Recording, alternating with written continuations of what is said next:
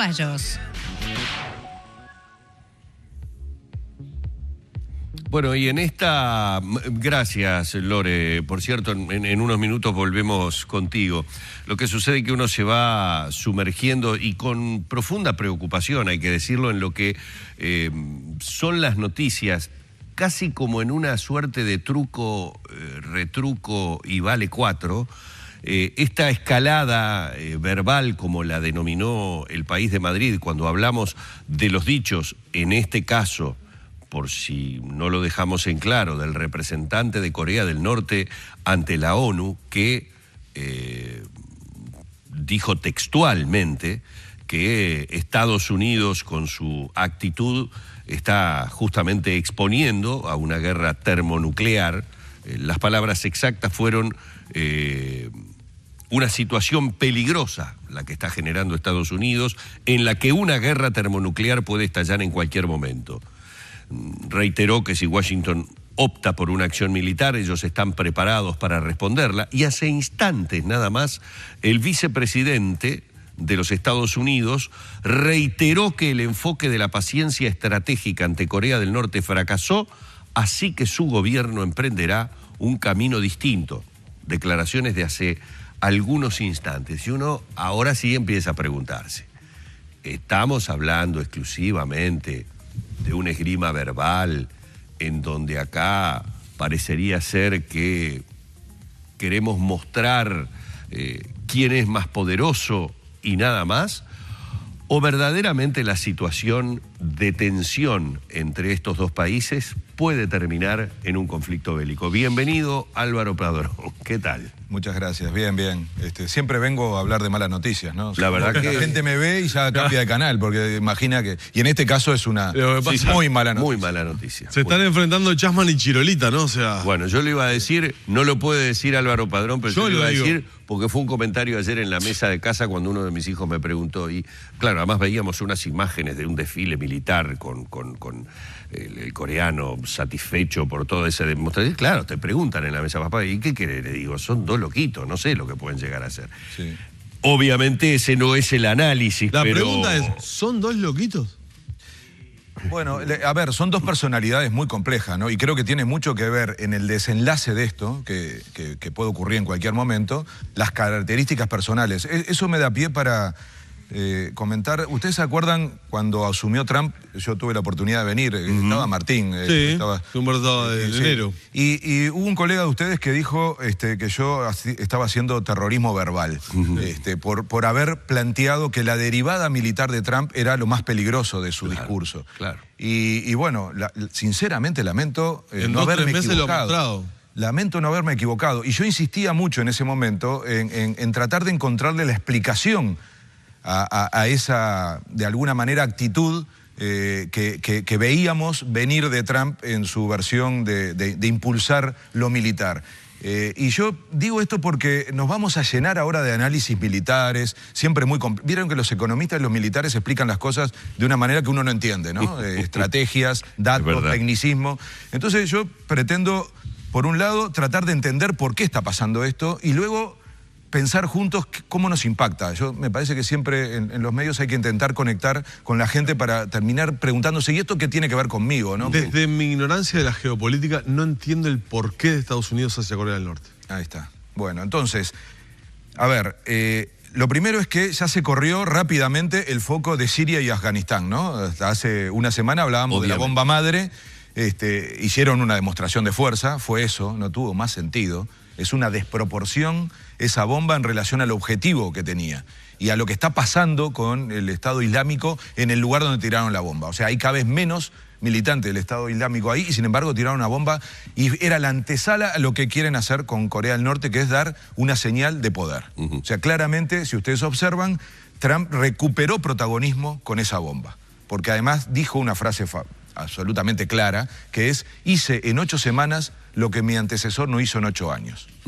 Y tiene que ver con esto que tú decías, Humberto, que es decir, se acabó la paciencia estratégica. Es decir, gran parte del guión de Trump es decir, soy distinto al gobierno anterior. Y uno tiene que entender que este tipo de líderes tiene todo el tiempo que demostrar que está cumpliendo lo que prometió. Es decir, Trump es un político electo por gente Y su lógica va a ser permanentemente intentar recuperar la credibilidad en esa gente. Si no entendemos esto, no vamos a entender el hilo conductor de personajes tan complejos. Entonces, yo vuelvo a esta Siria, la guerra civil, la intervención de todos, interesados todos, factor petróleo detrás. Está Afganistán, el terrorismo, y ahora aparece Corea del Norte, que es el centro de estos días.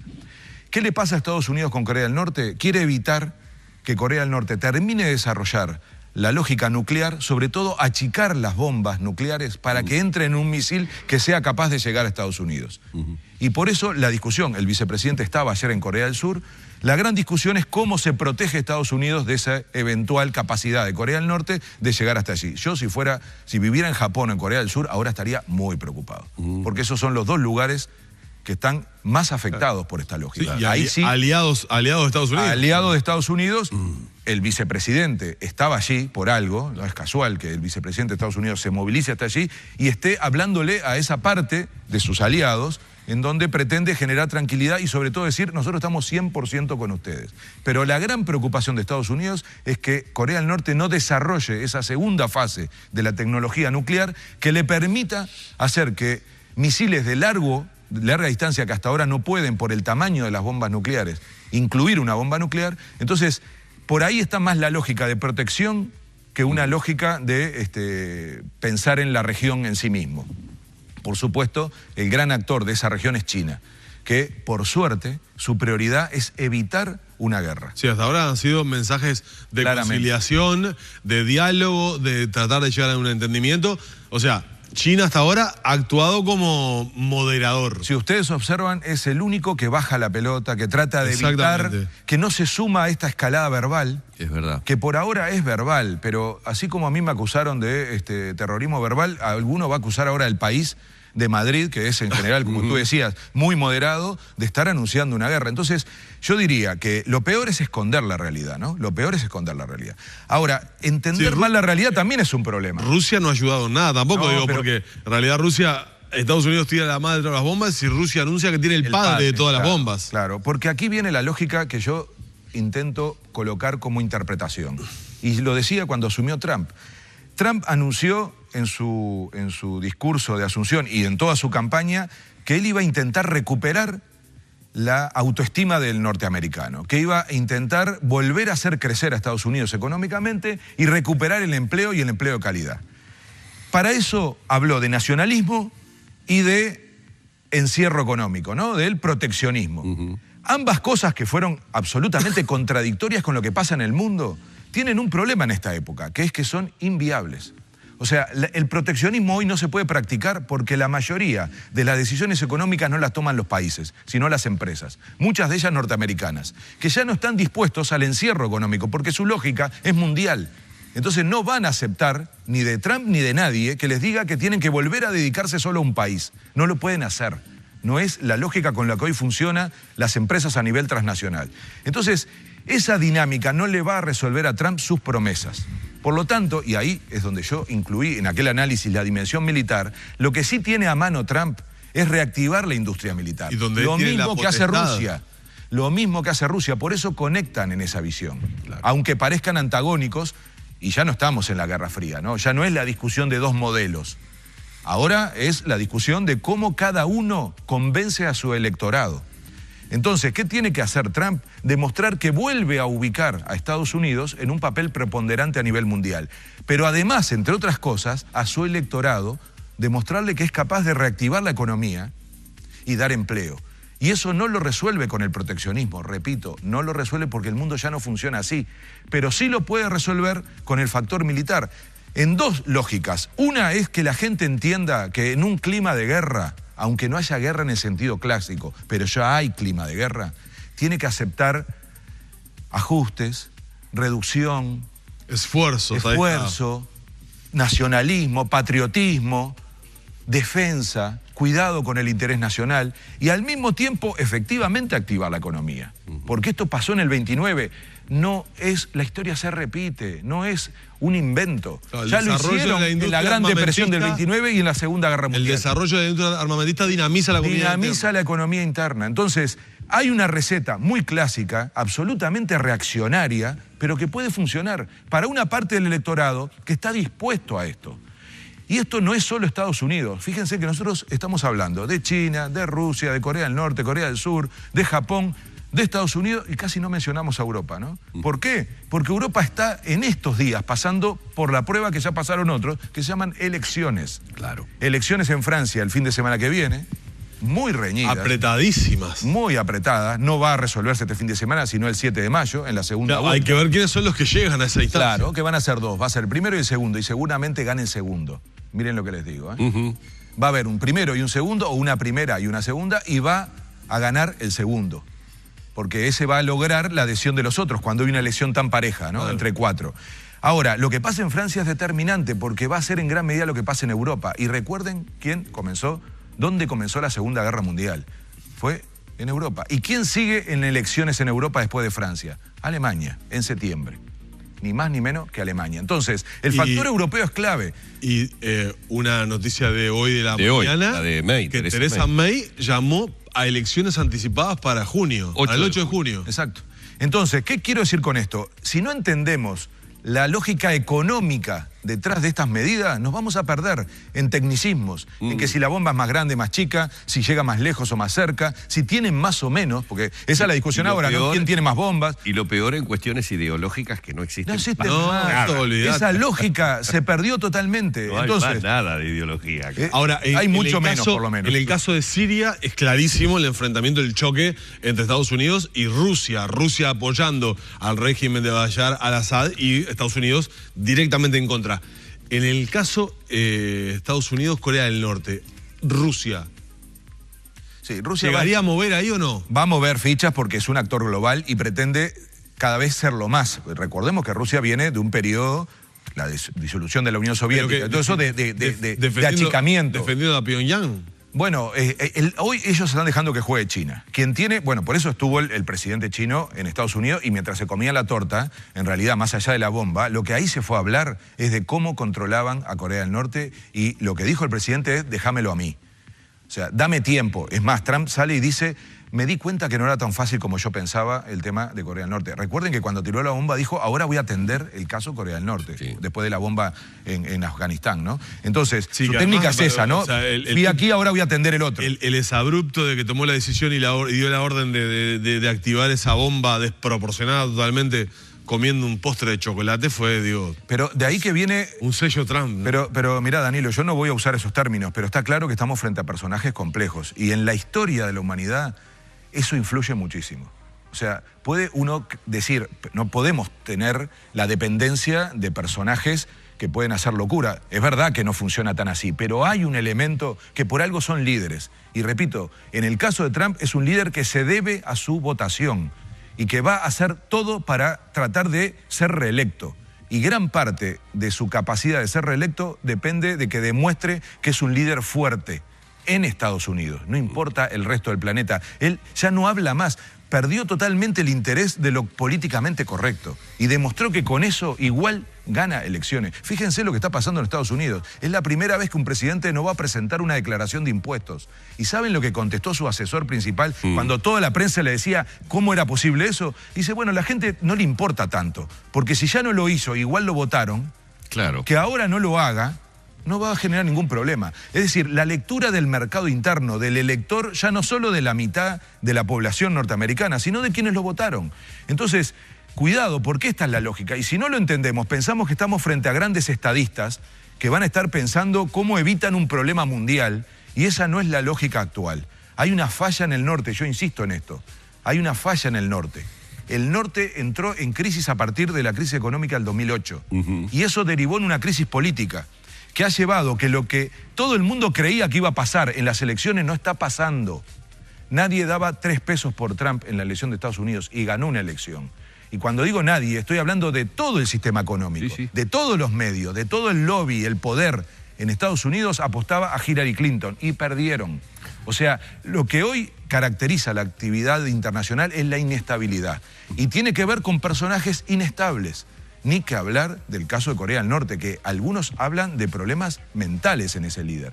O sea, que es una persona con problema de inestabilidad en cuanto a su comportamiento. Entonces, estos dos personajes hoy están siendo los que definen gran parte de este juego.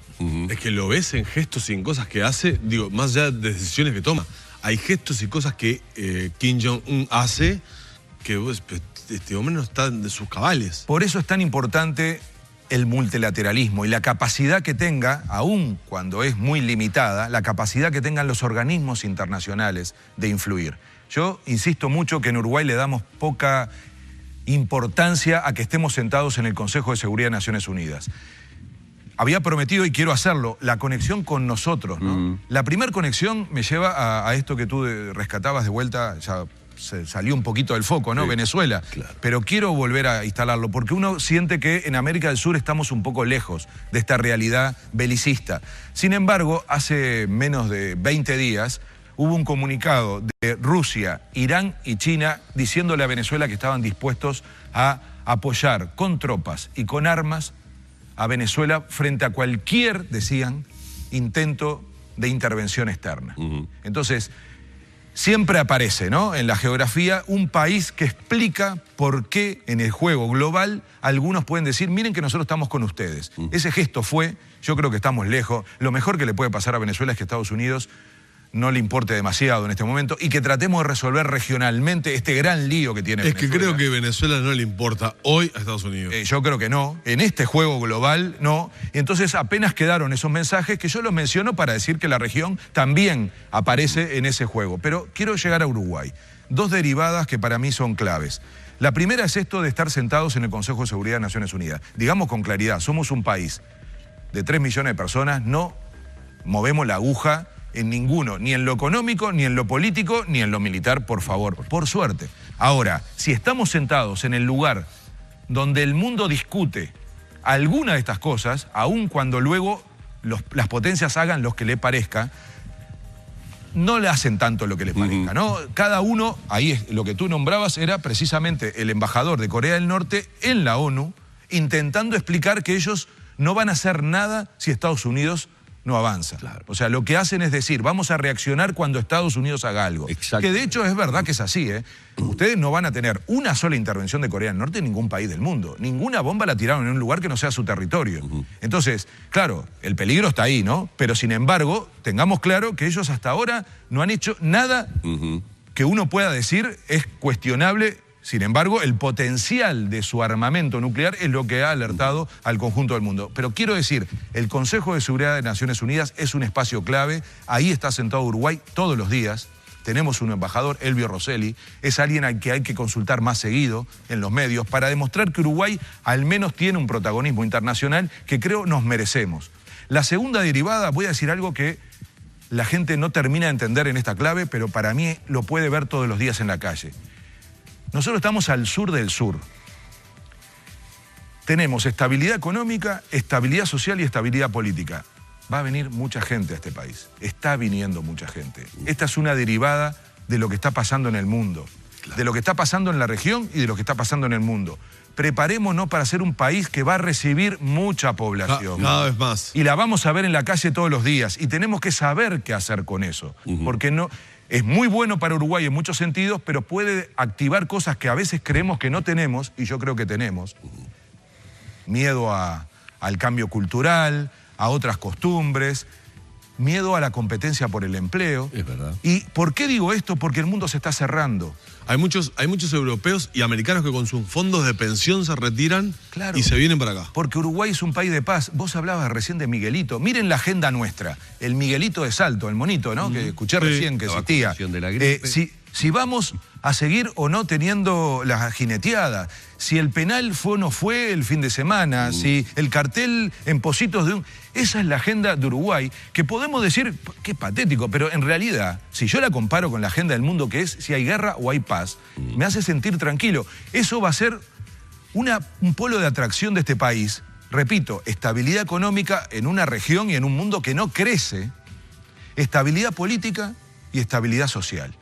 Entonces, datos. En 2016 vinieron 8.000 personas a Uruguay. Se estima en 2017 18.000. A radicarse, decís a vos. Radicarse, sí. Registrado después. Sí. Se sabe. Sí, entonces, esta es una derivada que yo, como no vamos a tener gran capacidad de influir en otras áreas, esta sí que es muy propia.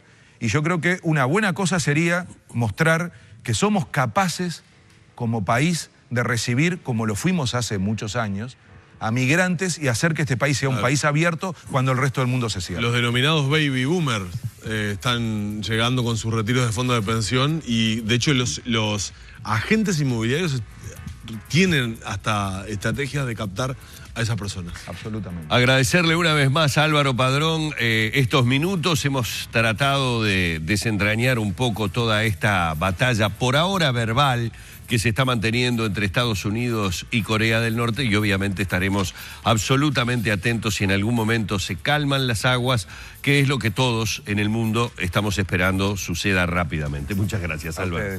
Cerramos por aquí el encuentro con Álvaro Padrón, analista internacional, y en un ratito nada más, también nosotros en nuestro capítulo de información desarrollada vamos a brindarles algunos detalles más de las declaraciones y de los acontecimientos del mundo que a todos obviamente en estos momentos nos preocupan.